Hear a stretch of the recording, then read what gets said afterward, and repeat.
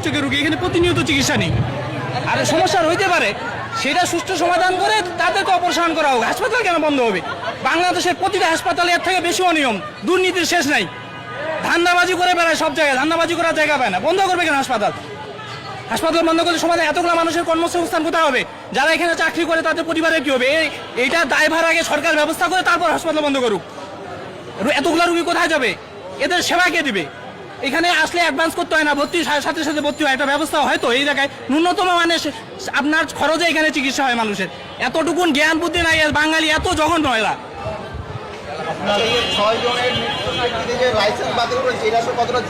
আমার কাছে ভাই এটা যুক্তি না। মানুষের মৃত্যু কারো হাতে নেই, হতেই পারে দুর্ঘটনা, অবহেলায় হোক, যে হয়ে গেছে।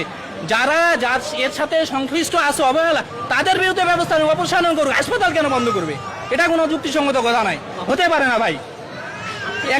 এখানে আমার আমি ভাই নিজে এখানে রুগী, সব প্রতিনিয়ত চিকিৎসা স্ট্রোকের রুগী আমি এই হাসপাতালে। সরকার কেন হসপিটালের লাইসেন্স বাতিল বা হসপিটাল বন্ধ? আমার কাছে ভাই মনে হয়েছে যে এটা মোটেও ঠিক হয় না, এটা দূরবসন্তি, এটা কোনো সৎভাবে এটা কোনো কাজ হয়নি। আমার বাংলাদেশে কি এই হাসপাতাল, অন্য হাসপাতালে মানুষ মারা যায় না, অবহেলায় মারা যায় না? সেগুলোর লাইসেন্স বাতিল করছে কখনো? এটার প্রতি কেন এত এটা? এইখানে আমার কথা, আপনাকে কেন বন্ধ করতে হবে?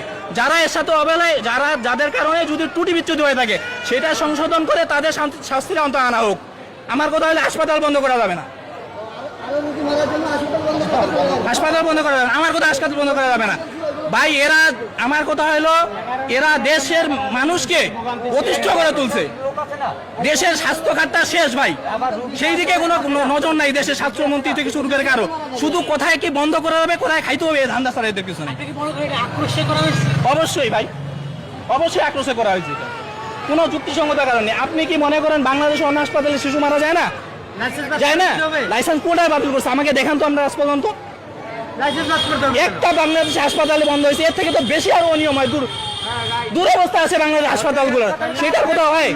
আগে সেইগুলোর ব্যবস্থা করুক, তারপরে যারা এর সাথে সংশ্লিষ্ট হয়ে আছে তাদের বিরুদ্ধে ব্যবস্থা নেই। হাসপাতাল বন্ধ হবে এটা আমরা চাই না ভাই, হাসপাতাল কখনই বন্ধ করে। তখন 6 শিশু মারা গেছে, আমার ওয়াইফ এই জায়গায় চিকিৎসাধীন মানে কন্টিনিউ করতেছে।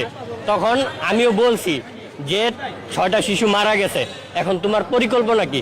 বলছে যে না, আমি ওই জায়গায় ভালো চিকিৎসা পাইছি, ওটা একটা অ্যাক্সিডেন্ট হতেই পারে। যাই হোক, সব হসপিটালই হয় এরকম, অহরহ সব হসপিটালেই হচ্ছে।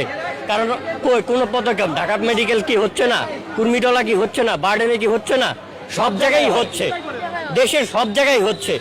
তাহলে আমরা ভালো চিকিৎসা নিব না? ভালো চিকিৎসা নিতে জন্যই এই জায়গায় আসছি। আর আমি যাব কোথায়? মধ্যবিত্ত পরিবার, আমি যাব কোথায়?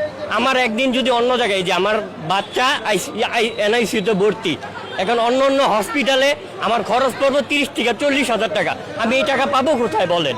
এই টাকা আমার পাওয়ার কোনো ক্ষমতা আছে বলেন? এখন আমার এই জায়গায় কম টাকায় খরচ পাচ্ছি দেখে আমি চিকিৎসা করতে পারতেছি, তাহলে আমি এই বাচ্চা নিয়ে আমি কোথায় যাব বলেন? এটার আমার দায়ভার নিবে কে? এখন যদি ওনারা এটা বন্ধ করে দেয়, চিকিৎসা বন্ধ করে, তাহলে এতগুলা যে আইসিইউতে ভর্তি, এগুলা তারা কারা দায়ভার নিবে বলেন?